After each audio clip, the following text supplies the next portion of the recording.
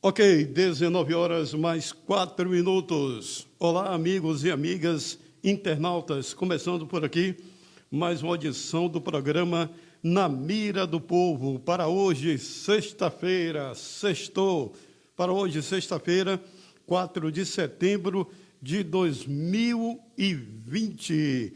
A partir de agora, a informação com precisão e credibilidade para os amigos e amigas internautas. Eu já sempre coloco no início do programa, você pode comentar, pode compartilhar, porque a notícia aqui realmente tem fundamento, a notícia tem credibilidade. A apresentação deste amigo de vocês, Edson Gonçalves. Lembrando que você pode acompanhar o nosso programa através da nossa página no Facebook, Folha de Notícias. Também você pode acompanhar no YouTube, Folha de Notícias, e o site Sistema de Notícias, juntos para melhor informar. Porto Seguro, policiais localiza sítio utilizado por quadrilha para armazenar materiais de roubos e tráfico de drogas. Ministério Público Bahia instaura procedimento para fiscalizar a distribuição de merenda em Cipó, no amparo. Ministério Público oferece denúncia contra prefeito de Barreiras, em virtude do lixão localizado na zona rural daquele município. Cerca de 1 milhão de pessoas voltou a procurar emprego, diz IBGE. Caixa vai abrir 50 agências na Bahia neste sábado. E mais, suspeito de ataque ao Porta dos Fundos é preso na Rússia. Né? Lá a polícia né? Aliás, não é a polícia, a justiça lá não vacila. PSDB bate o martelo, Careca será o vice de Genival Deolino. E mais, o boletim de hoje, né? 4 de setembro de 2020. Lembrando que daqui a pouquinho, já se encontra aqui, iremos conversar com o médico cardiologista, Dr. Arthur Gonzalez, né? Médico e empreendedor, né? Essa é a verdade. Daqui a pouquinho ele fala da Covid-19, entre outros assuntos, qual a expectativa do Hospital INCAR. Enfim, vários assuntos iremos abordar aqui com o médico cardiologista, Dr. Arthur Gonzalez. Mas, amigos e amigas internautas, boletim do dia de hoje, né? Fornecido hoje pela Secretaria de Saúde, 4 de setembro de 2020. SAGE, 34 vítimas da Covid-19. 3.915 casos descartados, 1.844 confirmados, 1.767 recuperados, 110 aguardando resultados, 43 casos ativos, 40 em isolamento domiciliar, 3 internados. Né? Portanto, aí o boletim da Covid-19 em nossa cidade. Mas, amigos e amigas internautas, Bahia registra 2.398 novos casos nas últimas 24 horas. Por isso que eu digo, a coisa está vem sendo flexibilizada demais, ao meu ver. Se bem que a política está batendo a porta em todo o país, né? E é preocupante, porque já há uma irresponsabilidade por parte da maioria do povo brasileiro, essa é a verdade, que não encara essa doença da maneira que deve ser encarada, como também o próprio, né, o chefe maior da nação, Jair Bolsonaro, o presidente Jair Bolsonaro, é outro que realmente recebe críticas diariamente, não só em nosso país, mas em todo o mundo, da maneira que ele vê a Covid-19, o pouco caso que faz, Só, meus amigos, que já são 123 mil, salvo engano, mortos, né? Vítimas da Covid-19. Então, essa doença não é brincadeira, gente. É preciso que se tome as devidas precauções, é preciso que se respeite também as autoridades, siga, né, aquilo que é determinado por cada município, por cada estado, né? Mas, quando falo em Covid-19, eu vou ser sincero a você, eu fico questionando o presidente Jair Bolsonaro. Cada dia ele fala uma barbárie. Cada dia ele fala uma barbárie. E aí mostra o descaso, a indiferença do chefe maior da nação brasileira num combate, no enfrentamento à Covid-19. É lamentável. Programa Na Mira do Povo, aqui tem pão, manteiga não, a informação com precisão e credibilidade. Quero mandar um abraço aqui para o meu amigo Joselito Frois, grande figura, viu? Esse rapazinho é gozador, viu, meu amigo? Esse Joselito Frois, se não existisse, teria que se mandar inventar, viu? Essa é a realidade. Mas, voltando aqui ao assunto, em relação, hoje foi batido o martelo careca, que não é careca, né? Existem dois careca. O careca, que é o Humberto Leite, e o careca cabeludo, que é o ex-vereador Careca, né? Então, hoje, em uma coletiva de imprensa, foi batido o martelo e Careca será o vice de Genival Deolino, nessa chapa, né, do PSDB. Aí eu fico me questionando, e como fica a situação do Careca chamado Humberto Leite, do ex-prefeito Humberto Soares Leite? Como fica a situação? Ele vai levar a candidatura adiante? Ele vai apoiar Genival Deolino? Vai apoiar a pré-candidata a prefeita, doutora Lia Barroso? Vai apoiar Edson Diniz? Vai apoiar Rogério Andrade? Enfim, são alguns questionamentos que a gente faz, apesar de não termos resposta, né? Mas já se comenta que até quarta-feira da próxima semana, Humberto Leite vai anunciar qual será o seu destino a ser tomado no cenário político em nossa cidade para o pleito que ora se encontra, né, eleitoral. Programa Na Mira do Povo. Você que está aí na Mira do Povo, acompanhando a Para e Passa, a gente agradece pela audiência, agradece também as palavras que temos recebido de incentivo de alguns amigos que falam que está gostando do programa, né? Edson, você realmente fala sem medo e fala realmente sem medo, né? Hoje até um questionamento que eu vou fazer aqui com o doutor Arthur, nada combinado, mas eu preciso saber da opinião dele aqui, né, em relação à política em São Antônio de Jesus. Doutor Arthur não gosta de política, não gosta. Quando fala em política com o doutor Arthur, ele já muda de cor, né? Ele já fica, né? Mas aqui tem pão, manteiga não, essa é a verdade, né, doutor Arthur? Doutor Arthur, é um prazer tê-lo aqui participando pela primeira vez do programa Na Mira do Povo. Doutor Arthur, que com certeza sempre foi um colaborador nosso, um parceiro, desde a Rádio Clube do programa O Povo Quer Saber, né? Continuou conosco no jornal impresso, né? Essa é a verdade, e esperamos agora, nessa nova caminhada, né, já contar também com essa parceria, com esse parceiro, né, que realmente é um braço forte na nossa caminhada, é um braço forte no nosso sucesso, é um braço forte na nossa luta do dia a dia. Doutor Arthur, o nosso boa noite. Boa noite, Edson, boa noite os internautas, né? Fico muito feliz de estar aqui com você. Você, quando a gente chegou aqui em Santo Antônio de Jesus, foi uma pessoa que ajudou muito a gente, né? A gente não conhecia muitas pessoas aqui e Edson me levava às personalidades da cidade, aos pontos, às empresas, né?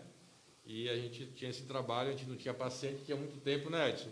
Realmente. E aí a gente rodava aí, conhecia as pessoas da cidade, fazendo um trabalho de se apresentar à comunidade de Santo Antônio de Jesus, apresentar o INCAR, a ideia que a gente tinha, né, no começo, isso foi em 2003, só tinha, na verdade, no corpo clínico eu e Gilmar, logo depois chegou nosso amigo Dr. Domingos, e a partir daí a gente foi galgando esse espaço, essa história de 17 anos, né, ao ponto que hoje o INCAR é um hospital, tem 350 funcionários. Um hospital de referência, né? Nós temos 350 funcionários, temos já um corpo clínico com 100 médicos, né? Uma unidade também em Cruz das Almas, uma unidade em Valença. Então, é um projeto que é vitorioso e eu aproveito aqui para agradecer o seu apoio, né, desde o começo, e lhe parabenizar por esse novo canal aqui na nossa cidade, que é sempre importante, a pluralidade de informações, e que você sempre se paute pelo caminho da verdade, que a população precisa ter as informações, né, de maneira correta. Doutor Arthur, como é que o senhor vê, o senhor como médico, o relaxamento, né, a flexibilização das autoridades em relação à Covid-19? Na sua percepção, realmente, ela tende a cair, mas precisa ainda de uma atenção maior? Assim, desde o começo, né, da pandemia e desde todas as entrevistas que a gente deu, a gente sempre caracterizou a epidemia, né, do Covid como uma coisa muito grave. Primeiro porque era um vírus que não se sabia muito bem a sua evolução, como seriam os quadros clínicos. Depois, por ele ser altamente contaminante, né, então muitas pessoas ficariam muito doentes ao mesmo tempo, e uma fração pequena desses pacientes desenvolveriam um quadro um pouco grave ou muito grave, necessitando de UTI.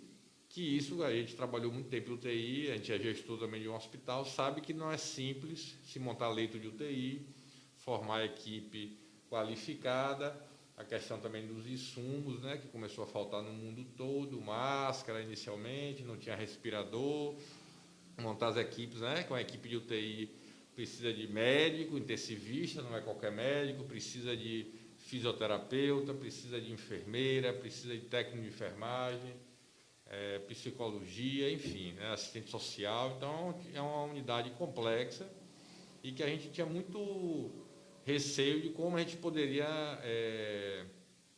passar essa fase. Então, acho que todas as medidas de isolamento social elas são importantes, e isso aí a gente tem um objetivo, quando se faz isolamento social, você diminuir a curva de transmissão.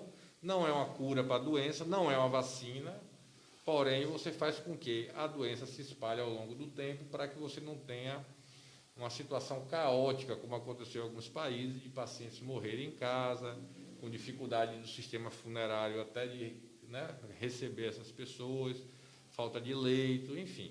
Então, o fato de você espalhar isso ao longo do tempo foi vantajoso, até porque agora a gente está mais perto da vacina do que estava no começo, e isso dá esperança que a epidemia seja controlada. Não há controle para a epidemia sem uma vacina. A gente, na verdade, ao fazer todas essas medidas, né, desde um fechamento completo de uma cidade até essas medidas como nós estamos aqui um pouco mais distante, sem se cumprimentar, com o uso de máscara, faz com que haja uma diminuição da transmissão da doença. Então, Edson, a questão de fechar ou abrir a cidade, fechar ou abrir o comércio, depende do momento que a epidemia está naquela localidade. Naturalmente, a curva da doença foi se acelerando. Vamos falar aqui especificamente de Santo Antônio de Jesus. A epidemia se acelerou a partir aí de final de maio, com picos, né, em junho e julho. Foram momentos bastante graves, a gente teve muita dificuldade aqui na cidade. E, com algumas medidas de isolamento, até realmente fechamento do comércio e tudo, houve um espaçamento, ao modo que eu acredito que Santo Antônio de Jesus, até o momento, é uma cidade vitoriosa. A média hoje de morte no Brasil são 59 0,7 pessoas mortas por 100 mil habitantes e nós temos 34 pessoas mortas. Então, a gente está com a metade da média nacional. Numa cidade do interior do Brasil, eu acho que é um motivo de comemorar. Aí a gente vai ver alguns fatores. Eu acredito que a medicina de Santo Antônio de Jesus ela tem uma vantagem, né? Porque aqui tem um hospital regional, do ponto de vista público, e no ponto de vista privado a gente tem um hospital em cá, que tem um leito de UTI, conseguimos dar a vazão. A cidade de Santo Antônio de Jesus, do ponto de vista público, ela ficou com uma unidade intermediária, houve leitos para ser transferidos esses pacientes para Salvador, houve prioridade na transferência desses pacientes para o Hospital Espanhol, o Hospital do Subúrbio, e aí realmente, já que a gente vai tocar no assunto de gestão e tudo, a gente pode ressaltar que o secretário Leandro Lobo tinha todo o trânsito na possibilidade de transferência desses pacientes e a gente... praticamente os óbitos que tiveram na cidade já foram unidades de referência. Eu não sei se há relato de algum paciente que tenha morrido em casa ou morrido no hospital sem a necessidade, sem o leito de UTI que era necessário. Então, desse ponto, eu acredito que a gente foi vitorioso.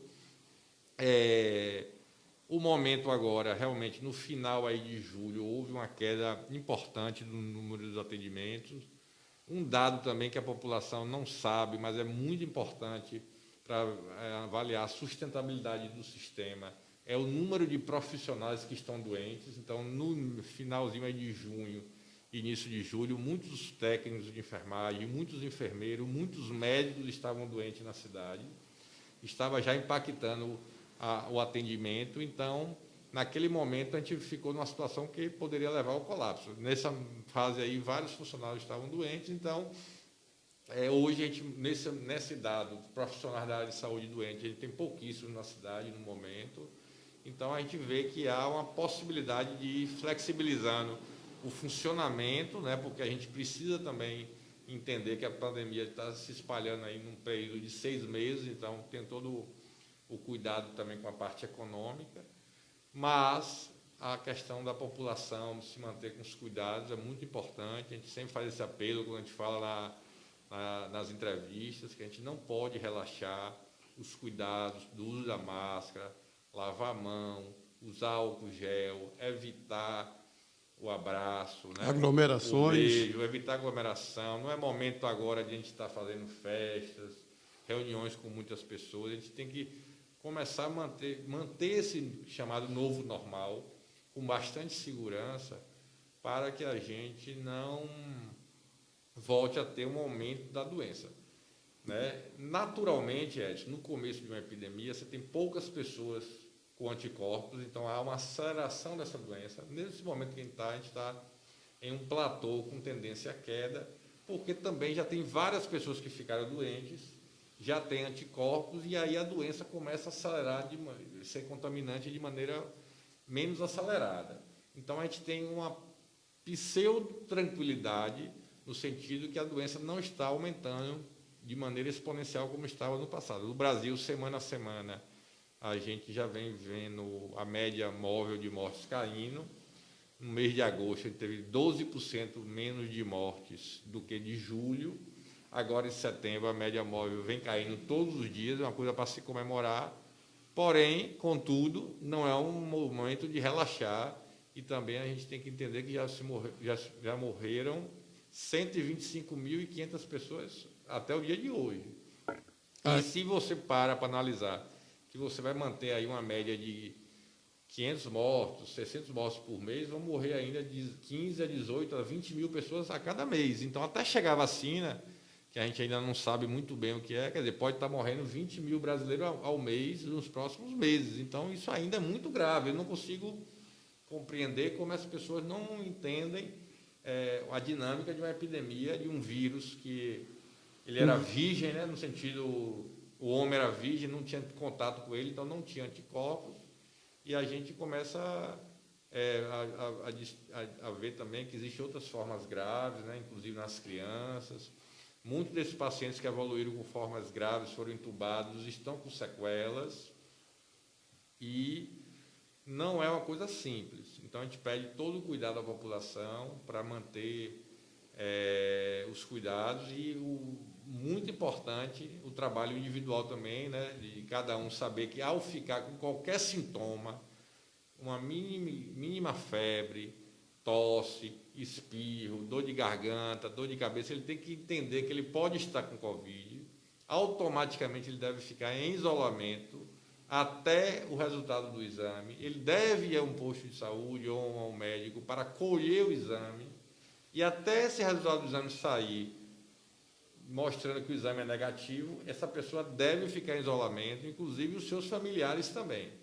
Então, é muito importante que essa visão do isolamento, no passado, antes do Covid, a gente ia gripado trabalhar, com resfriado, e a gente achava isso normal. Mas no Covid se mostrou que a gente tem que ter esse isolamento do paciente sintomático, dos seus contactantes, para que a doença realmente entre num processo de maior controle, que felizmente está, né? Nos dados lá que a gente tem no Hospital INCAR, realmente o pico da doença foi ali depois de 15 ou 20 dias depois do São João, né, que muitas pessoas vieram da capital, nesses municípios todos aqui, Cruz das Almas, Amargosa, o Vale ali do Jiquiriçá, até propriamente Santo Antônio de Jesus, e aí, aquele momento ali, 2 ou 3 semanas depois daquele período, a gente houve uma explosão de casos e foi bastante complexo a gestão dessa crise. Então, as pessoas ficam achando que é fácil, todo mundo tem uma opinião, todo mundo sabe a solução, mas eu posso garantir aqui, como gestor, que foi muito complicado o momento. Chegou um momento, Edson, de no Brasil quase faltar anestésico, que é uma medicação específica para manter o paciente em ventilação mecânica.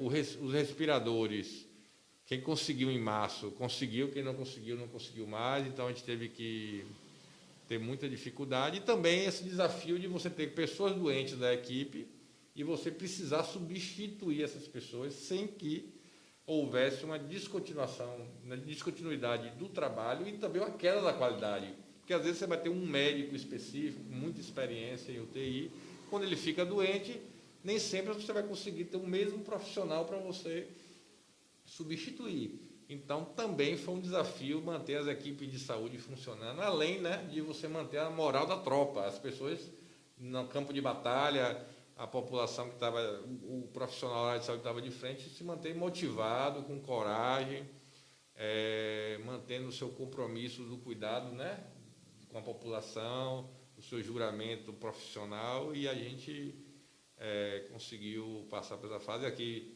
especificamente falando do INCAR, falando aqui meus colaboradores, meus médicos, né, as pessoas do Hospital INCAR, a gente passou muito bem essa fase, tivemos vários funcionários doentes, graças a Deus nenhum foi em estado grave, e a gente, né, passou, então não houve nenhum colega ou profissional que tenha tido um quadro mais grave, apesar de vários terem ficado doentes, e a gente mantém hoje todos os cuidados.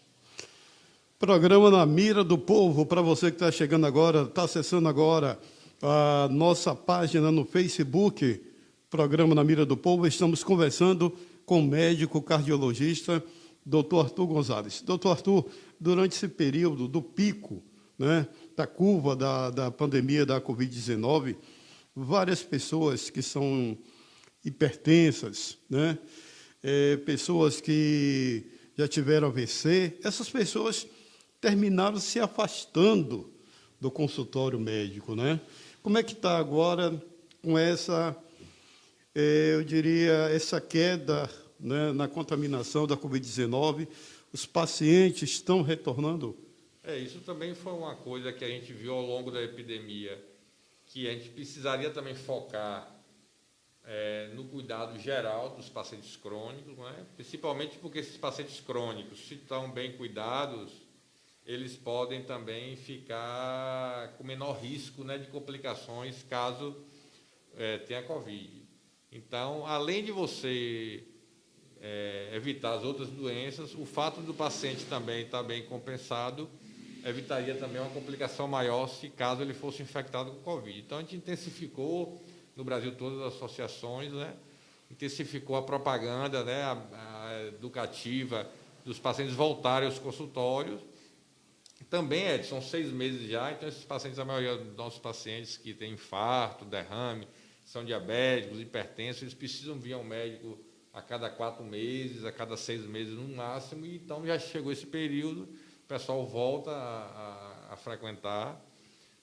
Lá no hospital, na unidade do Hospital Ancar, a gente mantém o cuidado de ter um pronto atendimento específico para a gripe. A gente mantém ainda a clínica, né, com barreiras, para procurar saber que quem está entrando ali está com febre, tem algum sintoma.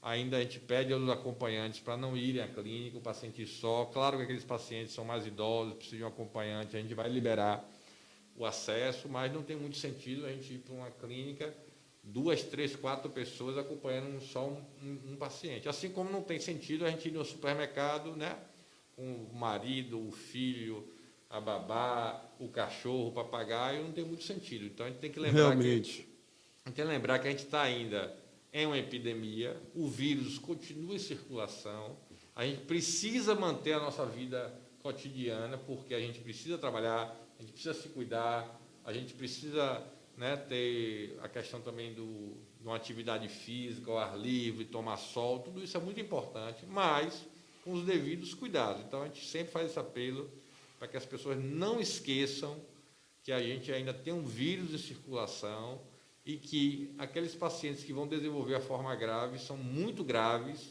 e vão precisar de uma estrutura de UTI capacitada, que não é simples.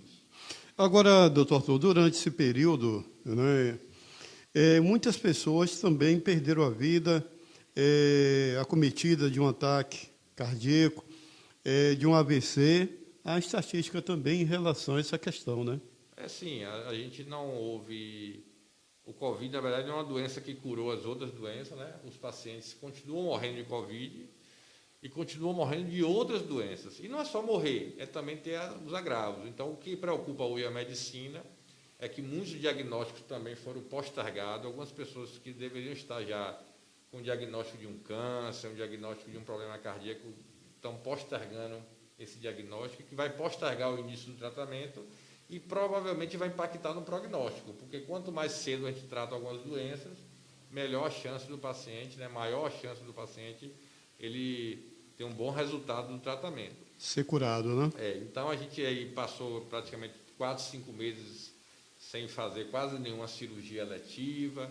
Então, o que preocupa é que, passado aí esse final de ano, próximo ano, é possível que as unidades hospitalares, as unidades de saúde, viverão um momento de superlotação por essas doenças que deixaram de ser bem cuidadas. Então, que a mensagem que a gente passa aqui é manter os cuidados, mas voltar a uma vida quase normal, né? Porque não vai ser uma vida normal, mas que a gente tenha os cuidados. E, mais uma vez, a gente sempre vem falando também isso nas nossas entrevistas, o que mais importa é o estado natural da doença do indivíduo. Então, aquelas pessoas que se alimentam bem, fazem atividade física, estão com peso ideal, não fumam, não bebem, tem aí seu médico acompanhando sua pressão arterial, seu colesterol, seu diabetes, quando surge uma doença dessa, essas pessoas têm uma chance muito maior de sobreviver a essa epidemia. Então, enfim, a gente tem que lembrar que a saúde é um estado de equilíbrio emocional, da parte do corpo, a parte médica, a questão social também. Então, tudo isso, a gente deve colocar isso em uma balança e que a gente aprenda dessa epidemia que a saúde é uma conquista individual diária, é uma luta cotidiana. Então, que a gente consiga, pelo menos, né, depois de uma tragédia dessa, a gente sair com essa visão que a gente precisa se cuidar mais e também com a visão que a gente precisa de hospitais preparados, que nós precisamos de um serviço público de saúde adequado.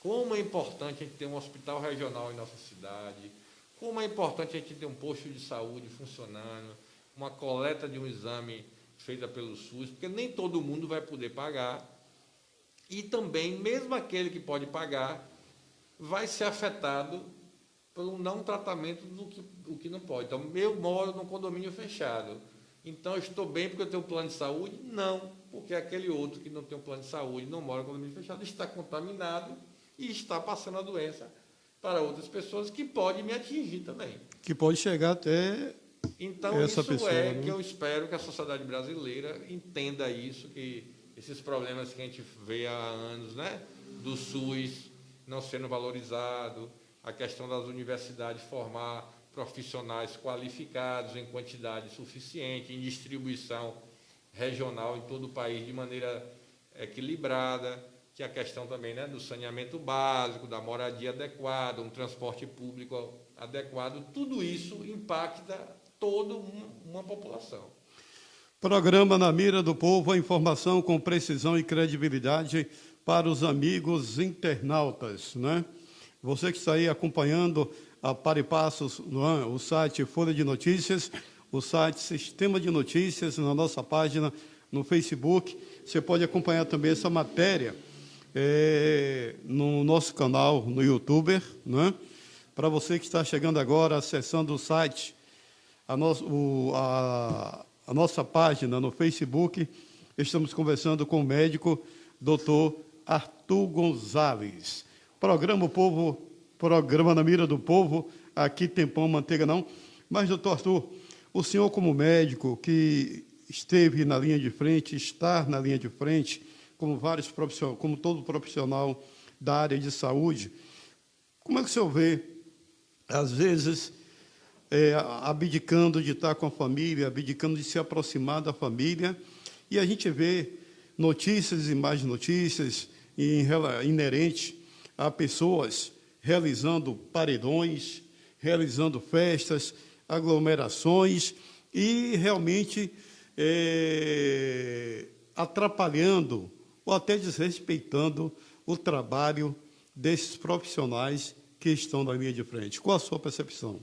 A percepção, Edson, é uma percepção de decepção, né? A gente fica muito triste e observa que nosso país tem muito a realizar ainda do ponto de vista da educação, do entendimento do indivíduo, do seu papel coletivo, a questão também da gente não valorizar o que é o correto, né? Não valorizar o que é necessário e preferir embarcar, às vezes, em fake news, em atalhos simplórios, né, para uma epidemia que derrubou o mundo todo, né?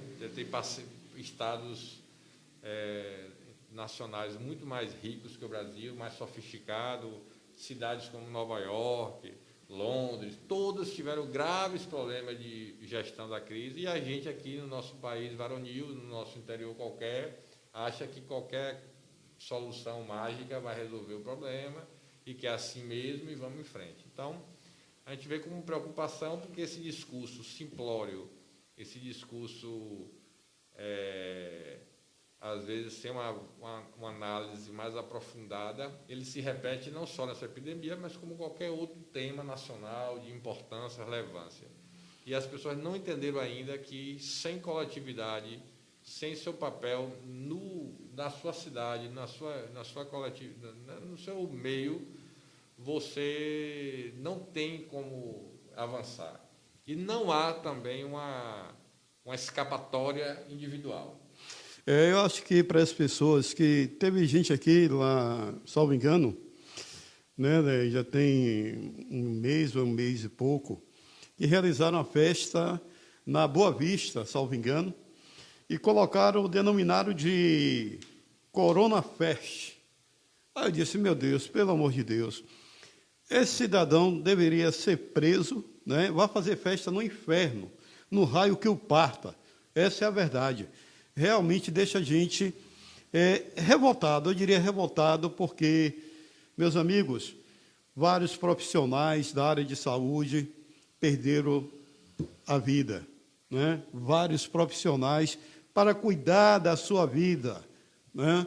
Abdicou de família, abdicou do risco, né? Sabendo do risco, abdicou do risco, não, sabendo do risco, mesmo assim, estava ali dando o melhor de si. E aí vem um monte de mente vazia, né? Que não tem o que fazer, oficina do capeta, e aí tenta destruir todo um trabalho. É lamentável, mas isso é Brasil. Ainda bem que é a minoria, né, doutor Arthur? Ainda bem que é a minoria que pensa assim, que age assim, que age dessa maneira, né?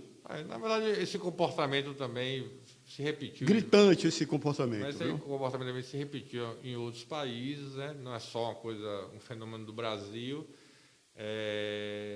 E a gente vê que as pessoas não pensam a longo prazo, não têm uma visão mais ampla da vida, acha que também é tudo, ou fica tudo fechado ou tudo aberto, não busca a gente ter um equilíbrio. O mesmo discurso que a pessoa tinha em março, ele continua tendo em setembro. Nós estamos em momentos diferentes, cabe ao ser humano inteligente, o ser humano que pense, adaptar, né, a sua reação ao momento. É um momento de empatia, né?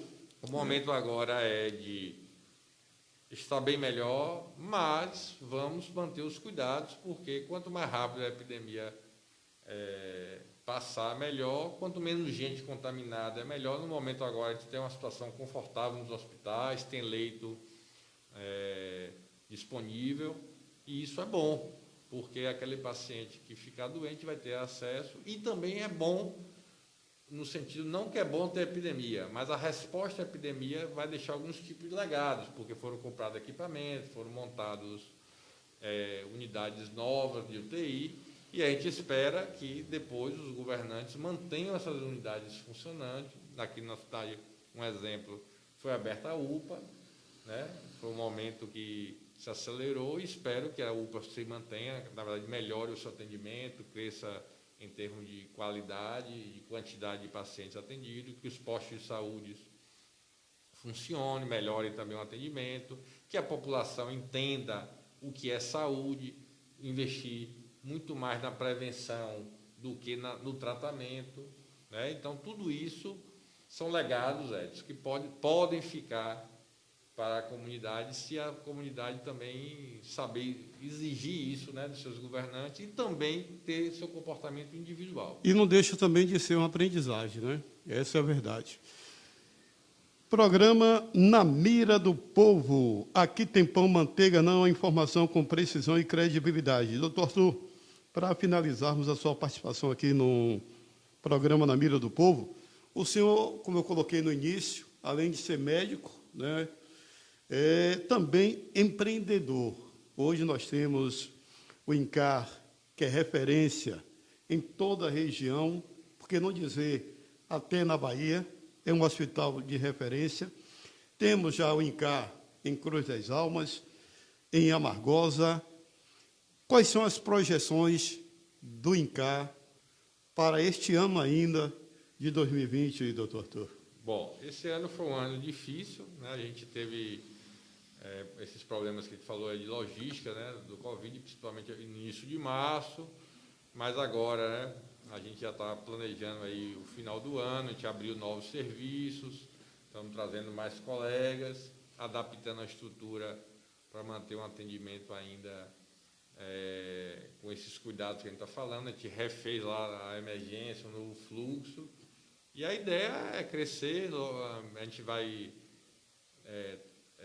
logo colocar aí um pronto atendimento de ortopedia, que é uma coisa importante, né, que a gente sabe que tem carência na região, e outras ideias, né, que a gente tem buscado. Enfim, não podemos parar, a gente tem que manter o cuidado. A gente está lá em obra no hospital para melhorar a estrutura. Acabamos agora de fazer mais uma etapa lá do estacionamento, né, que a gente fez a primeira etapa, fez a segunda e a terceira e ficou pequeno do mesmo jeito, então a gente nem foi atropelado, né? Enfim, mas assim, a visão que a gente tem do ponto de vista empresarial, né, do ponto de vista empreendedor, que a gente precisa continuar a crescer para dar uma melhor assistência aos nossos pacientes, também gerar mais referência para a nossa cidade, para a nossa região, tornar cada vez mais o INCAR como uma referência, né, que traga melhores profissionais, mais pessoas. Então, hoje a gente tem, como a gente falou, muitos funcionários, muitos médicos trabalhando. A gente tem uma parceria muito forte com a Universidade Federal do Recôncavo, de modo que vários pacientes, vários médicos que vieram morar na cidade pelo concurso, né, de ser professor da universidade, estão na equipe do INCAR, assim como vários médicos da equipe do INCAR são professores da universidade. A gente tem também um campo de estágio, né, para médicos ou estudantes, e a gente vai manter essa visão aí de essa aproximação com a ciência, né, pesquisa, ensino, e além disso é provável que a gente vai entrar em algumas áreas que a gente não atuava antes, até porque o hospital precisa seguir seu rumo próprio, né? Então, quando a gente vai atendendo, cada especialidade vai chamando outra especialidade. Então, a gente coloca um tomógrafo, aí aquele paciente que chegava com um traumatismo craniano que a gente precisava transferir antes, porque não tinha tomografia, ou a gente faz a tomografia, dá o diagnóstico. Aí a gente descobriu que precisa ter um cirurgião. Então, a gente conseguiu convidar um cirurgião, um neurocirurgião para trabalhar. Depois que a gente opera esse paciente vai para casa, precisa de uma avaliação de um fonoaudiólogo. Temos que colocar. Esse paciente precisa de um acompanhamento com o fisioterapeuta. Temos que colocar. Então, é uma linha do cuidado, né? O INCAR tem trabalhado essa visão agora, estratégia chamada linha do cuidado, que o paciente ele precisa ser cuidado em toda a sua amplitude, não só em uma especialidade, mas se ele é um paciente de alto risco, ele é obeso, ele precisa ir para um nutricionista, ele precisa fazer uma atividade física, ele precisa, se ter um problema de ansiedade, passar por um psicólogo, precisa passar pelo cardiologista, pelo endócrino. Se não resolver a obesidade, a gente pode operar ele do ponto de vista de uma cirurgia bariátrica, enfim. Então, a visão é que a gente consiga dar esse tratamento mais linear para que o paciente também faça seus check-ups periodicamente, sem haver um excesso de exames, mas que a gente consiga diagnosticar precoce várias doenças para que esse tratamento seja mais efetivo. Então, a gente vem trabalhando, Edson, as equipes, para que a gente tenha essa visão do cuidado mais geral, né? Porque o paciente, às vezes, vai para o médico porque foi para o ortopedista porque está com dor no joelho. Mas, chegando ao ortopedista, se o ortopedista identificar que ele é hipertenso, que ele é diabético, ele precisa ser orientado a cuidar de todas as patologias. Então, a visão do INCAR agora, quer dizer, sempre foi uma visão, mas está ficando mais forte isso, esse cuidado que a gente chama linha do cuidado. Cuidando de você com o coração.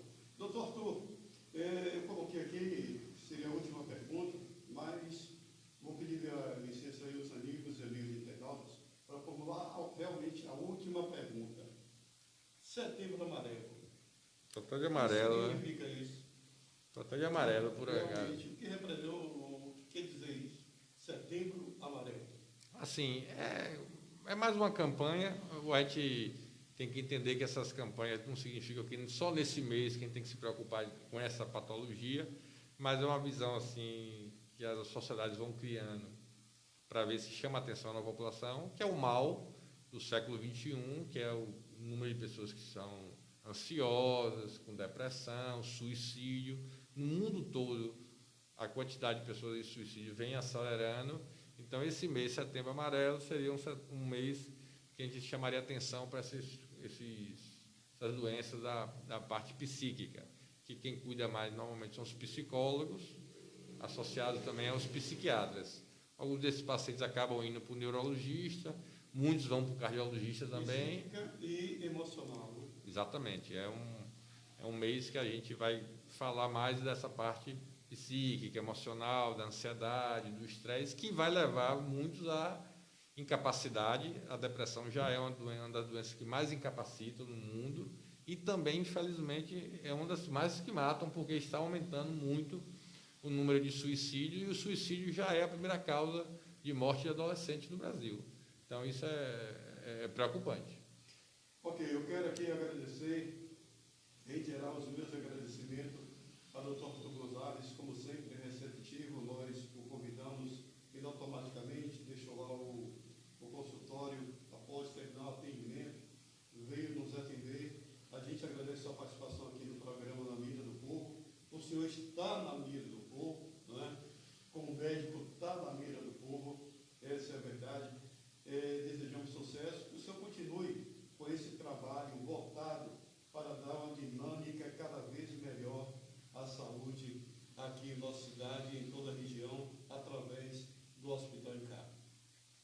obrigado pelas palavras elogiosas. A gente está sempre realmente com essa vontade de estar contribuindo, né? Participando mais.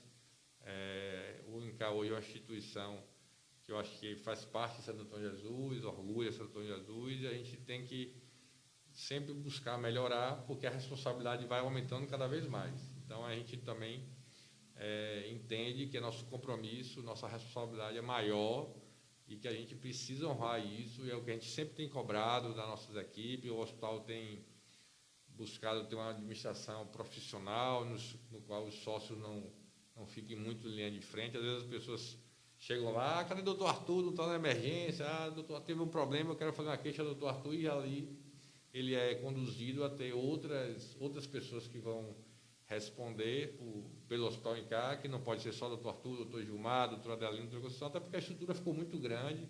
A gente atende ali cerca de 20 mil pessoas por mês e fica meio que não é humano a gente conseguir estar no mesmo lugar, em todos os lugares ao mesmo tempo. Então, o hospital funciona 24 horas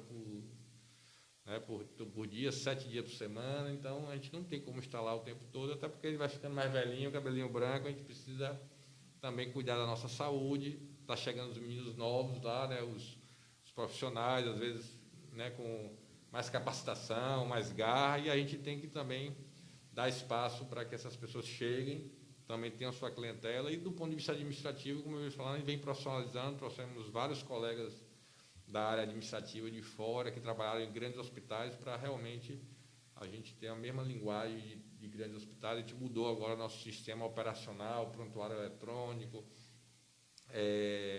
Tem um problema muito sério no nosso call center, que a gente tem passado por um processo agora de adequação. Houve muita queixa da população, mas assim, a gente precisou diminuir o número de pessoas no nosso call center, exatamente para diminuir o risco de infecção, ter pessoas capacitadas de folga, porque se alguém ficasse doente, o serviço não parasse. E às vezes a gente recebe a crítica com tranquilidade, mas eu gostaria de até lembrar que não foi um desleixo, foi até um cuidado, porque a gente não poderia botar todas as pessoas que operavam o call center na mesma sala, ao mesmo tempo, porque o risco de contaminação seria muito grande. A gente também tinha tem o compromisso de proteger nossos funcionários. Então, houve algum tipo de problema, mas a gente está criando agora um sistema de call center muito bacana, viu, Edson?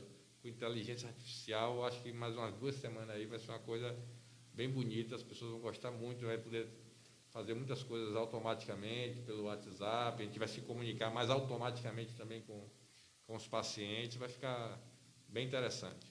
Parabéns, né, por mais essa iniciativa, né? Realmente. O INCAR sempre inovando, sempre inovando. Assim, nessa parte de tecnologia, de informática, é tão interessante que a gente vai investindo e vai demandando mais investimento, né? Tanto que as pessoas que cuidam do nosso sistema operacional hoje, as mesmas pessoas que cuidam de todos os aeroportos da TAM no Nordeste, a mesma empresa que cuida, né, da nossa tecnologia.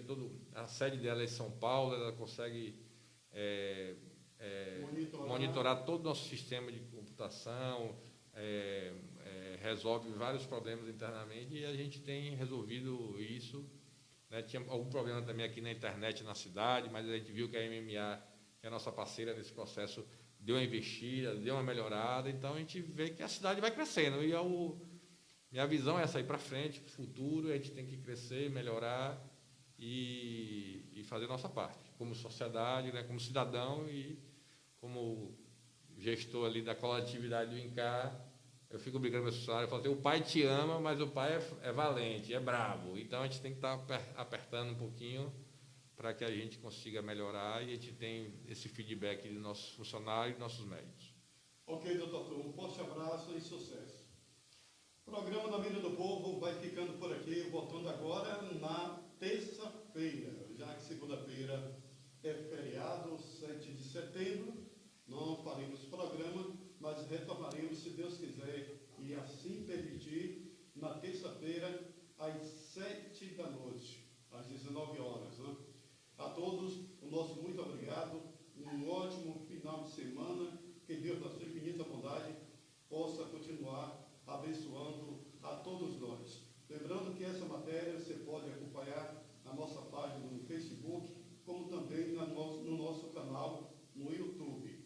site Folha de Notícias e site Sistema de Notícias, juntos para melhor informar.